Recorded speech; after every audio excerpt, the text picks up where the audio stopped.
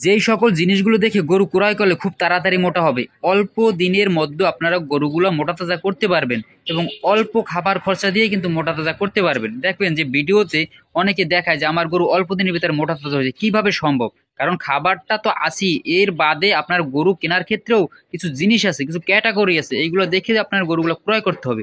তো নতুন যে ভাইরা আছে তারা কিন্তু এই বিষয়ে জানেন না। তারা বাজারে যান বা হাটে যান, গিয়ে আপনারা যে শুকনো গরু হইলেই হয়, শুকনো গরু নিয়ে আসেন, শুধু খাবারই খাওয়ান, কিন্তু দেখা যায় 1 মাস 2 মাস 3 মাস হয়ে যায়, গরু মোটা তাজা আর হয় না। কিভাবে হবে? এগুলো আপনাকে অবশ্যই জানতে হবে।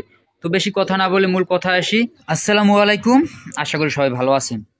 তো আপনারা নতুন যে ভাইয়েরা আছেন যারা গরু পালন করতে চাইতেছেন, তারা দেখেন যে শুকনো গরু খাওয়াইলে মোটা হয়, কিন্তু না, এটা আপনার ভুল ধারণা। শুকনো গরু খাওয়াইলে মোটা হয়, কিন্তু সব গরু কিন্তু একই টাইমে এক রকমের স্বাস্থ্য হয় না বা মোটা তাজা হয় না। কারণ কি? তো 1 নাম্বার কারণ হলো গিয়ে যে বেশি বয়স দেখে গরু কখনোই কেনা যাবে না। সেটা ষাঁড় গরু হোক এবং হাড্ডিসার গরু হোক, যে ধরনের গরুই হোক, যদি মোটা তাজা করণের ক্ষেত্রে আপনার এগুলো নিয়ে থাকেন, তাহলে এই গরুগুলো আপনার বয়স কম দেখে কিনবেন। একেবারেও কমও না, মাঝারি বয়সের গরু কেনার চেষ্টা করবেন। কারণ একটা বুড়ো মানুষকে আপনি যতই খাওয়ান, তার গায়ে কিন্তু কখনোই গোস্ত আসবে না। গোস্ত আসলেও অনেক সময় লাগে। এই রকমের গরুর ক্ষেত্রে আপনি বয়স যদি কম দেখে কিনেন, অবশ্যই লাভবান হবেন। এটা 1 নাম্বার কারণ। গরুটা মাঝারি বয়সের হতে হবে, গায়ে গোস্ত থাকার দরকার নাই। বাসায় নিয়ে যদি খাওয়ান, অল্প দিনের মধ্যে আপনি মোটা তাজা করতে পারবেন। তো 2 নাম্বার কারণ যেটা, 2 নাম্বার কারণ হলো গরুর খাঁচার হাড্ডি, এবং যে কোনো গরুর হাড্ডি আপনার খেয়াল করে দেখবেন, মোটা মোটা হাড্ডি থেকে গরু ক্রয় করবেন। কারণ মোটা হাড্ডিতে খুব তাড়াতাড়ি গোস্ত ধরে এবং গরু বড় দেখা যায়। এরপরে 3 নাম্বার যে কারণটা, 3 নাম্বার কারণটা হলো আপনাদের গরু বড় সড়ো ফ্রেম, মানে বড় সড়ো গরুর বডি দেখে কিনতে হবে। গরু শুকনো হোক, বডি, এই যে গরুটা দেখাইতেছে এরকমের বড় সড়ো বডি কিনতে হবে, যাতে মাংস বা গোস্ত ধরার পরে অনেক পরিমাণে ধরতে পারে। আর যদি আপনি গরু কেনেন ছোট চিকন হাড্ডি দেখে, তো ছোট গরু আপনি যতই খাওয়ান, কতটুকু আর মাংস ধরবে? যে একটা পর্যায়ে দেখা যায় আপনার মাংস ধরে না, জায়গা থাকবে না, মাংস আপনি ধরাইতে পারতেছেন কিন্তু জায়গা থাকবে না। এই জন্য অবশ্যই বড় ফ্রেম দেখে, বয়স মাঝারি বয়স দেখে এবং হাড্ডি মোটা মোটা দেখে আপনার গরু ক্রয় করতে হবে। তো গরু কেনার ক্ষেত্রে আরেকটা জিনিস আপনারা লক্ষ্য করবেন, যে জিনিসটা লক্ষ্য করা আমি মনে করি এটা খুব জরুরি একটা জিনিস। যেমন দেখা যায় গরু শুকনো থাক, গরু শুকনো সমস্যা নাই, কিন্তু রোগ যেন না থাকে, এইটা খেয়াল করে কিনতে হবে। গরু কিন্তু গরু অনেক সময় শুকিয়ে যায় রোগের কারণে, ওইটা অবশ্যই আপনার যাচাই বাছাই করে কিনতে হবে।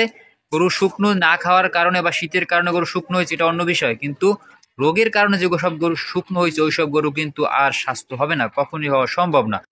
আরেকটি বিষয় যদি লক্ষ্য করে আপনারা গরু কিনতে পারেন, তাহলে দেখা যায় যে গরুগুলো শুধু আপনাদের মোটা তাজা করার পরেই মাংসের জন্য বিক্রি করতে হবে না। এইগুলো আপনি গ্রামের যে বিভিন্ন মানুষ গরু লালন পালন করতে কিনে নেয়, বিভিন্ন গৃহস্থরা কিনে নেয়, তাদের কাছেও বিক্রি করতে পারবেন। কারণ একটু কালারফুল দেখে গরু কিনবেন, এবং যে সকল বৈশিষ্ট্যগুলো আমি বলছি ওগুলো তো দেখবেনই, তারপরে আপনারা একটু কালারফুল দেখে গরু কিনতে পারেন, শিং দেখে। তারপরে সকল ধরনের সুস্থ ফিট আছে গরুর, কোনো খুঁত নাই।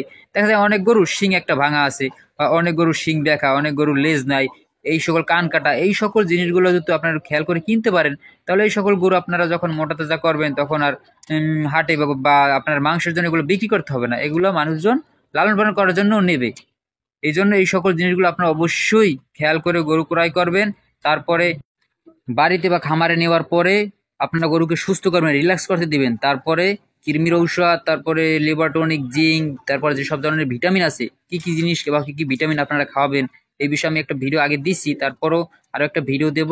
আর আমার ভিডিওটা যদি আপনাদের ভালো লাগে, অবশ্যই এটা লাইক, এটা সাবস্ক্রাইব করে রাখবেন। ধন্যবাদ।